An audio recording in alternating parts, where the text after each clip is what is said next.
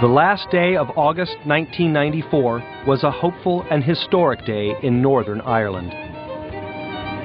The country's main paramilitary group, the Irish Republican Army, announced a ceasefire in its long and bitter fight against supporters of British rule in Northern Ireland. The IRA promised a complete cessation of military activities. A complete cessation of military operations means that there can be no going back. Since 1921, Ireland was a house divided.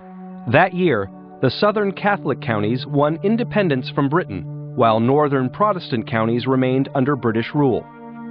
Through the rest of the century, violence between the two sides escalated to the point of civil war. The ceasefire agreement raised hopes that peace was finally at hand. That week in the Irish Times newspaper, a poem appeared entitled Ceasefire. A poem appearing in the Irish Times, as this poem did, is read by a huge percentage of the population. It struck a chord in many people's hearts. Ceasefire was set at the close of an ancient conflict, the Trojan War, and ended with a haunting refrain. I get down on my knees and do what must be done, and kiss Achilles' hand, the killer of my son. It's a poem about how bitter the aftermath of war is, and how peace is another name for war. And certainly nobody heals miraculously after that. The poem was an instant classic and was frequently quoted as Ireland struggled to find a path towards peace. Poetry is powerful in Ireland.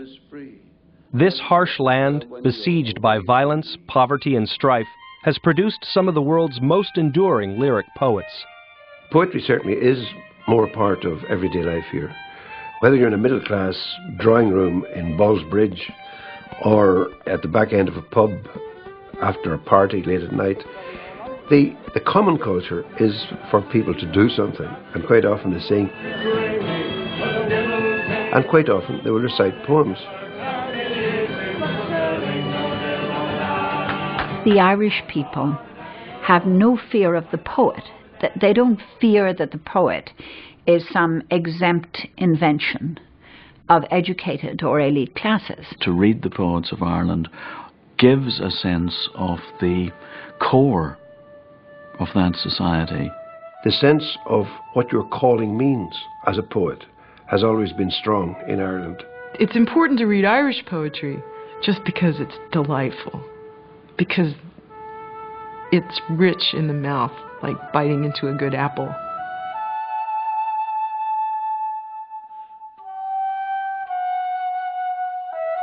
Since ancient times, Ireland's poets have wielded great power. Poets, or bards, were members of the nobility. The bard, of course, was a significant figure in society. Every chieftain had his bard who accompanied him. So powerful was the word of the bards, it was believed their satirical verses could bring disease, destruction, even death. They work like this. You were the patron, and you hated your neighbor, and I was the local poet, and you came to me and you said, if you can write something venomous enough, then I'll pay you. And so you were, poet with a motive. They were also historians and people who knew the laws, medicine, where the borders of land were. They were the portable libraries and arbiters of culture before writing. The bards composed poetry in their heads, in a darkened room or cell, memorizing as they went.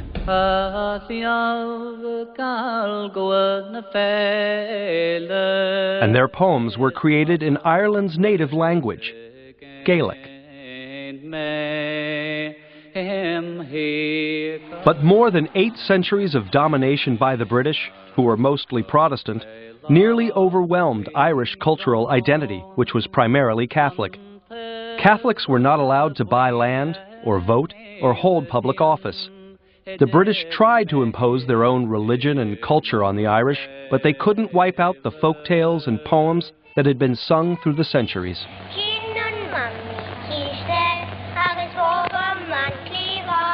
What stayed with the Irish were the portable arts, the fugitive arts, the arts that stay with the people in the dark times. And those are things you can recite, stories you can tell, poems you can remember, something a mother can tell her daughter. So if you take the idea of arts that belong to a people in a dark time, then you get a very, very potent view of what art means and what poetry means.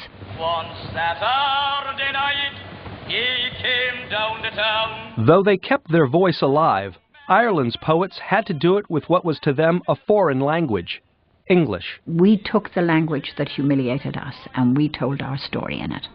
That's the real truth of Irish literature, and that's why it is a great literature, because we took that language and we made it tell our story. Through poetry, Yvonne Boland told her own story about struggling with language. The Irish don't say I'm not, they say I amn't. It's a holdover phrase.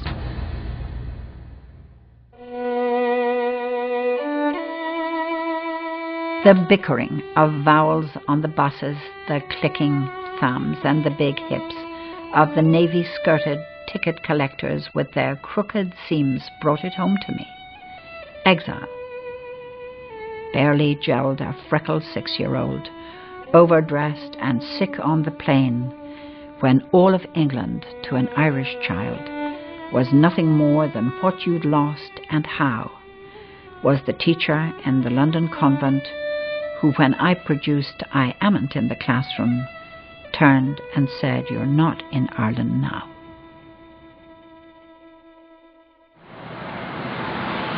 When I was a child in London, Ireland might have been 20,000 miles away. It was a country you'd lost by changing countries. So the first knowledge of your identity through not being and not belonging in a place was very important to me. Up until the early 20th century, contemporary Irish literature barely existed in the world's imagination. Everyone looked to England for great literature. But one man changed all that.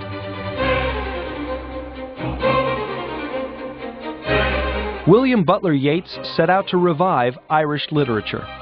His poetry and plays drew upon Celtic mythology and unleashed a distinctive Irish voice. Yeats was awarded the Nobel Prize for Literature in 1922, the first Irishman to win that mark of distinction. One of the things Yeats did was he showed that Irish poetry need not be in any sense deferential to British poetry. He wrote a different poem, a different lyric poem in the Irish tradition. Yeats carved out a place for Irish poetry in world literature, but he was also part of the Protestant upper class and wrote about an idealized Ireland, as if from a distance. Yeats's position was always that of the man on a horse looking down on the peasantry. Yeats's view of Ireland was almost unknown to most of the Irish, who were still living in poverty under British rule. When Yeats spoke, things became weighty and significant, and he almost was unable to just sit down, have a beer, and say something in a kind of down-to-earth way. Irish poetry had to be liberated twice. First of all from British poetry and then from Yeats.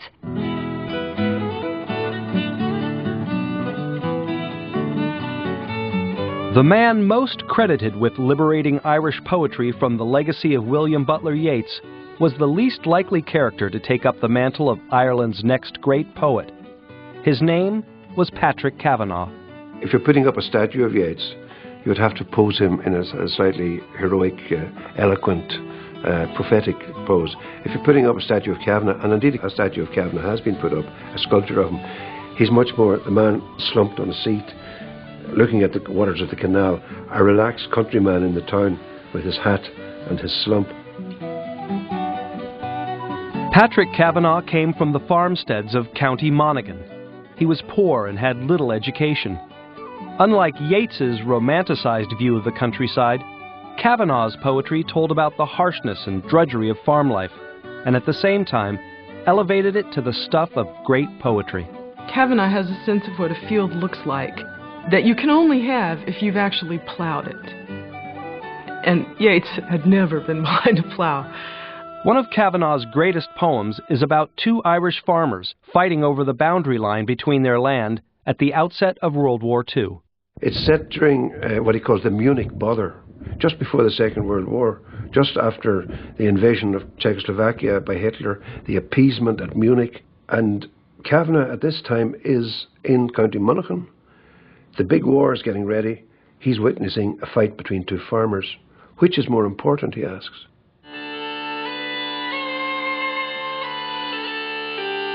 I've lived in important places, times when great events were decided. Who owned that half a rood of rock and no man's land, surrounded by our pitchfork-armed claims? That was the year of the Munich bother. Which was more important? I inclined to lose my faith in Ballyrush and Gortin, till Homer's ghost came whispering to my mind. He said, I made the Iliad from such a local row. Gods make their own importance. He was making a distinction between the parochial and the provincial, which is a very important distinction in art. It doesn't look like it, but it is important. And he said that the parochial person was the person who believed they lived at the centre of the earth. Nothing mattered but the parish. The provincial was always looking over their shoulder to see were they doing it more importantly in London or Los Angeles or somewhere. And, you know, the best of Irish writing at that time was parochial. Kavanagh freed a new generation of poets, poets who found their inspiration in the Ireland that was emerging in their midst. One of those poets was Seamus Heaney. Like Yeats, Heaney is a Nobel laureate. Like Kavanagh, Heaney looked to the rural farms and fields of his childhood for inspiration. When I was a youngster going to school, the old people along the road, this was a common saying, wise saying of the elder, who said, you know, the pen is a lot lighter than the spade, young fellow. You know, stick to the books. So this poem of mine called Digging is basically an expanded version of that truth.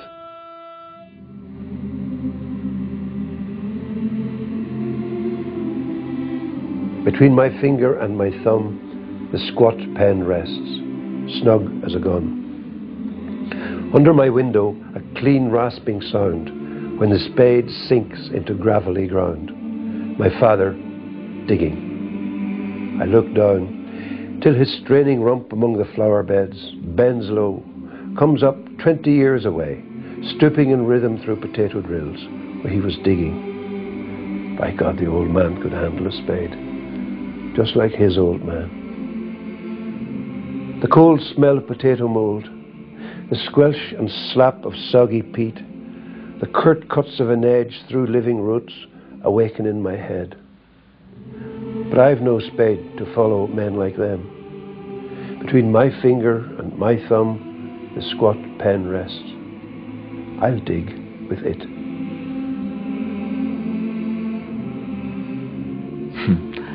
He has continued to dig. I mean, one of the extraordinary, remarkable aspects of Seamus Heaney has been his ability, an ability that he shares with Yeats indeed, to himself remake. Myself I must remake is Yeats's great line.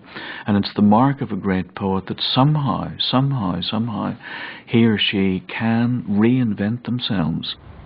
His position in the country is actually quite remarkable. He's a huge public figure, much more of a public figure, I think, than Yeats ever was. Like many of his generation, Heaney left the farm of his childhood and moved to the city, where dramatic changes were taking place. In the 1960s, Ireland was transforming from an impoverished country of small-scale farmers to a prosperous, industrialized nation.